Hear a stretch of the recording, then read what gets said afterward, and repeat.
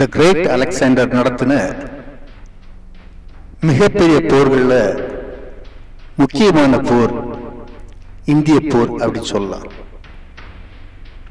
மாமன்னன் போரஸுக்கும், அதாவது புருஷோத்தமன் அப்படி சொல்லக்கூடிய இந்திய ராஜாவுக்கும் த கிரேட் அலெக்சாண்டருக்கும் இடையில நடந்த போர் தான் கிரேக்க இந்திய கலாச்சாரத்துக்கு வழிவகுத்தது.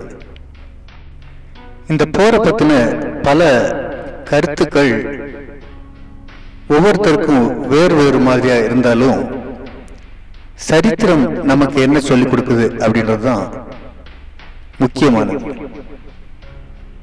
சரித்திர பதிவுகள் எந்த காலத்திலும் மாற்ற முடியாதது. அலெக்சாண்டர் நடத்தின முக்கியமான போர்கள்ல, அதுவும் இந்திய போர்ல முக்கியமானது ஹைடாஸ்பஸ் போர். இந்த போர் கிமு 326 ஜீலம் நதிக்கரையில நடந்துச்சு. அலெக்சாண்டருடைய வாழ்க்கையில அவன் கண்டிராத மிகப்பெரிய போரும் இதுதான். யானைப்படையை பற்றி அறியாத அலெக்சாண்டர் யானைப்படையை பார்த்ததும் இந்த போர்ல தான். அவனை எதிர்த்த மன்னன் போரஸும் மிக சக்தி வாய்ந்தவனும் தைரியசாலியுமா இருந்தான். யுத்தத்தை பத்தின நல்ல அறிவு பெற்றிருந்தான். திடகாத்திரமான உடல்வாக பெற்றிருந்தான். அதனால இந்த போர் அலெக்சாண்டருடைய வாழ்க்கையில முக்கியமான போரா கருதப்படுது. கிமு 325 பாரசீக பேரரசுகளை வெற்றி கொண்ட மாவீரன் அலெக்சாண்டர் தன்னுடைய மாசிடோனிய இராணுவத்தை வடமேற்கு இந்தியாவை நோக்கி நகர்த்தினார். அந்த படை நேரா சிந்து சமவெளிக்கு பக்கத்துல நின்னுச்சு. உலகின் பல நதிகளை கடந்து போர் செய்து வெற்றி பெற்ற மாவீரன் அலெக்சாண்டர் இந்த நதியை எப்படி கடக்கலாம் அப்படின்னு தன்னுடைய மனக்கணக்க போட்டுட்டு இருந்தான். காரணம், ஒவ்வொரு நதியை கடக்கும் போதும் புதிய புதிய யுக்திகளை பயன்படுத்தி அந்த நதியை கடந்து போய் அந்த ராஜ்யத்தை அவன் கைப்பற்றி இருந்தான். அந்த மாலை வேளையில கருமேகங்கள் சூழ்ந்து மழைக்கான அச்சுறுத்தல் அந்த நேரத்தில் இருந்துச்சு. பெரிய ஒரு மழை பெய்யறதுக்கான வாய்ப்பு இருந்துச்சு. அந்த நிசப்தத்துக்கு மத்தியில ஆற்றினுடைய அலைகள் கரையை நோக்கி எழும்பி வரப்போகக்கூடிய மிகப்பெரிய ஆபத்தை உணர்த்தும் விதமா பெரிய அலைகள் எழும்பிட்டு இருந்துச்சு. மாவீரன் அலெக்சாண்டர் அந்த ஆற்றின் கரையிலிருந்து மறுக்கரையில் இருக்கக்கூடிய அந்த நகரத்தை பார்த்துட்டு இருந்தான். அவனுக்கு பின்னால மிகப்பெரிய படை நின்றுட்டு இருந்துச்சு. சிறந்த குதிரை வீரர்களும் காலாட்படைகளும் அதுல இருந்தாங்க. அலெக்சாண்டருடைய படை வீரர்களை பத்தி சொல்லணும்னா, தடைகளை தாண்டி பல நதிகளை கடந்து யுத்தம் செய்து வெற்றி பெற்ற மாவீரர்களா இருந்தாங்க. நதிகளை கடக்கக்கூடிய நவீன யுக்திகள் அவங்க கிட்ட இருந்துச்சு. ஃபலாங்ஸ் முறையில் அந்த படை அமைப்பை இருப்பு கோட்டையா மாற்றியிருந்தான் அலெக்சாண்டர்.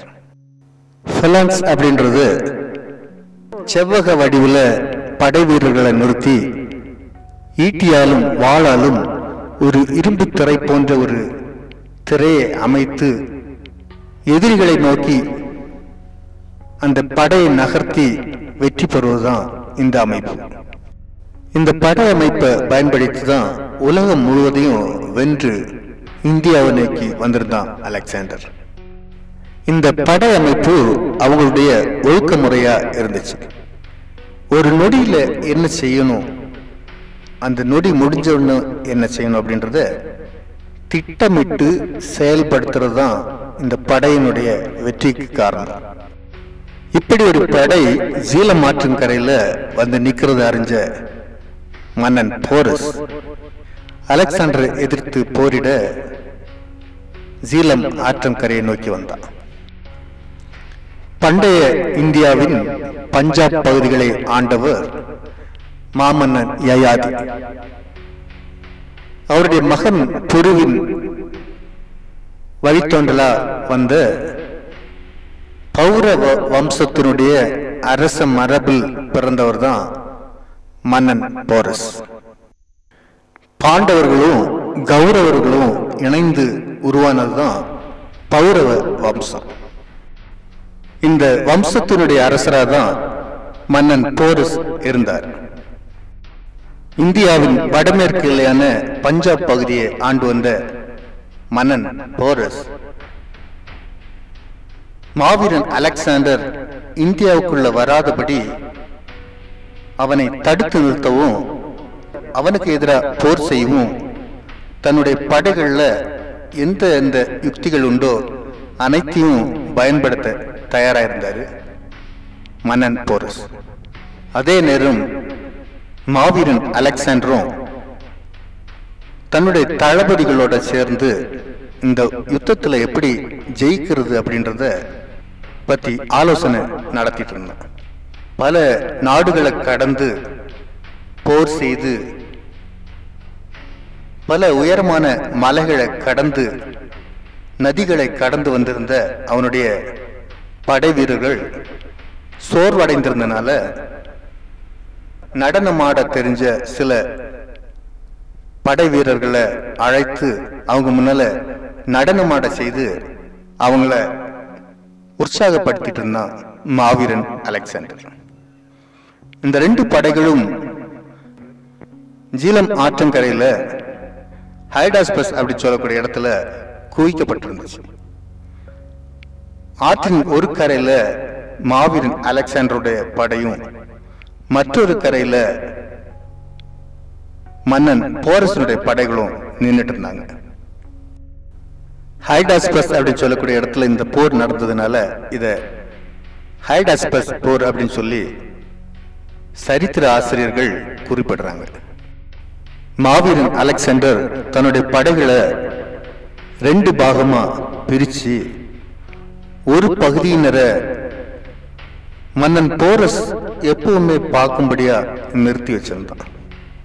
ஆனா இன்னொரு படைய அவனுக்கு தெரியாமலேயே ஜீலம் ஆற்றினுடைய மறுக்கரைக்கு கொண்டு போய் படகு பாலம் அமைத்து அந்த சோல்ஜர்ஸ் எல்லாம் மறுக்கரைக்கு கொண்டு போயிருந்தான்.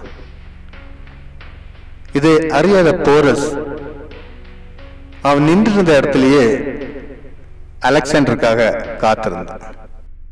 மாவீரன் அலெக்சாண்டர் தன்னுடைய ஒற்றர்களை அந்த படையினுடைய பலம் எப்படி இருக்கு அப்படின்னு சொல்லி பார்க்கறதுக்காக அனுப்பினான்.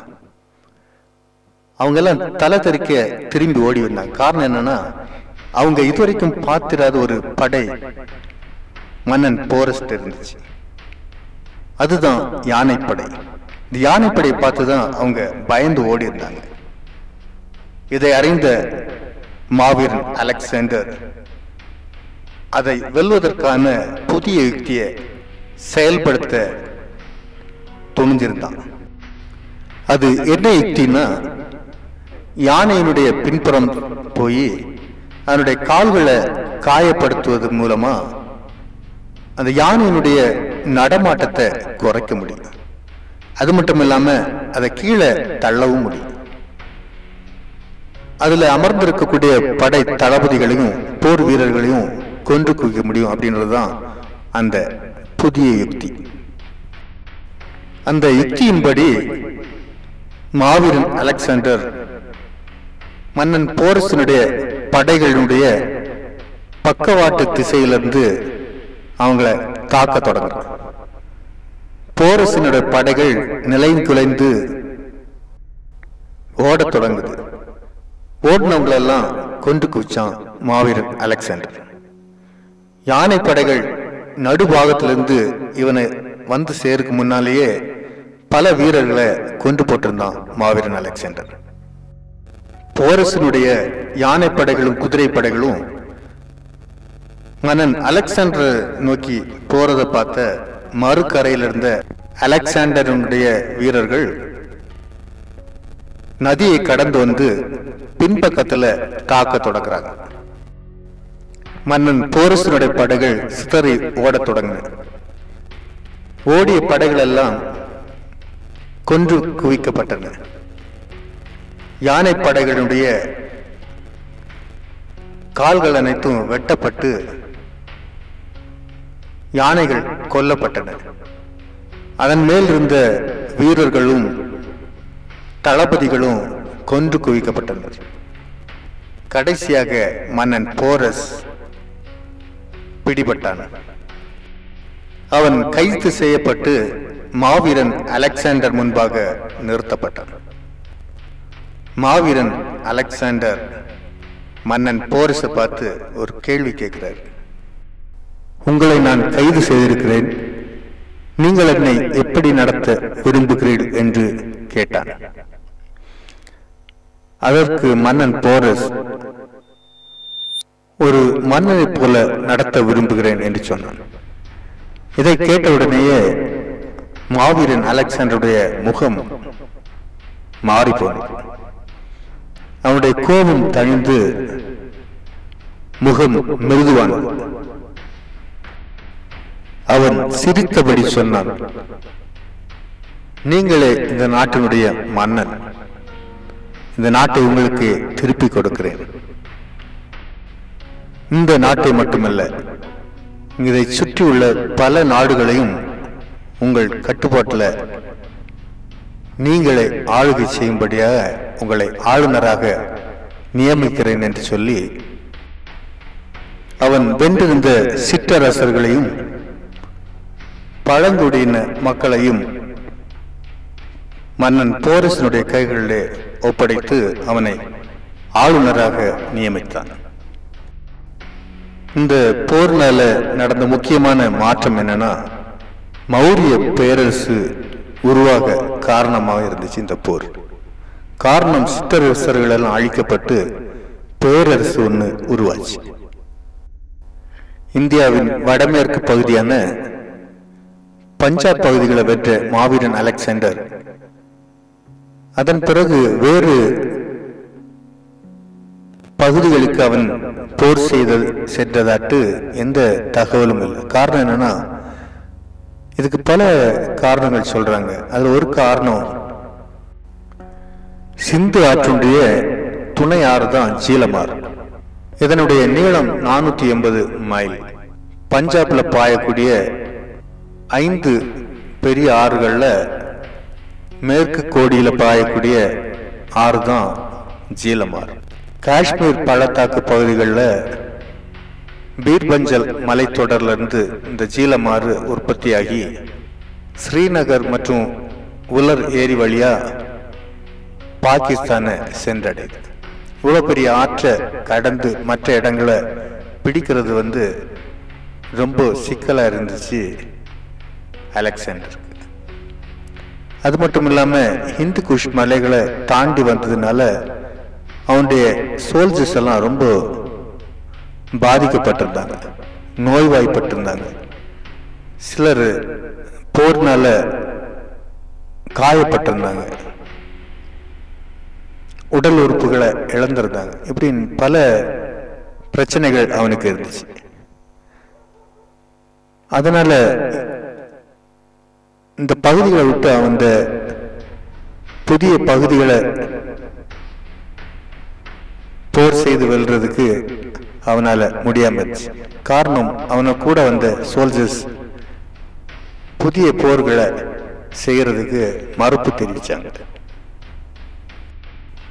இந்த மாதிரிப்பட்ட காரணங்களால மாவீரன் அலெக்சாண்டர் தன்னுடைய பயணத்தை ஸ்டாப் பண்ணி பாபிலோனுக்கு சென்றார். கிமு 323 பாபிலோன்ல அவர் மரணம் அடைந்தார். உலக வரலாற்றுல மிகுந்த அதிர்ச்சியை உருவாக்குனதும், சிறு வயதிலேயே மிகப்பெரிய நிலப்பரப்பை ஆண்டவனுமாய மாமன்னன் அலெக்சாண்டர் தன்னுடைய 38 வயதுல இந்த உலகை விட்டு பிரிந்ததுதான் அந்த நாளுக்கான மிகப்பெரிய மாற்றமா இருந்துச்சு. அந்த மாசிடோனிய பேரரசு முடிவுக்கு வந்துச்சுன்னே சொல்லலாம். அவருடைய மறைவுக்கான சரியான காரணங்கள் சரித்திரத்துல குறிப்பிடப்படலை. மலேரியா காய்ச்சல் பாதிக்கப்பட்டு இறந்ததா சில குறிப்புகள் சொல்லப்படுது. மன அழுத்தத்தினால இறந்து போனதா சில சரித்திர குறிப்புகள் சொல்லுது. பல போர்கள் செய்ததுனால பல காயங்கள் ஆறாத புண்களால இறந்ததாகவும் சில சரித்திர ஆசிரியர்கள் எழுதியிருக்காங்க. மாசிடோனிய பேரரசு வீழ்ந்தது உலகில் மிகப்பெரிய மாற்றங்களை உருவாக்குச்சு அப்படின்றது உண்மை. இந்த மாதிரிப்பட்ட சரித்திர பதிவுகளை காண எங்க சேனலை சப்ஸ்கிரைப் பண்ணுங்க, லைக் பண்ணுங்க, ஷேர் பண்ணுங்க, கமெண்ட் பண்ணுங்க. நன்றி, வணக்கம்.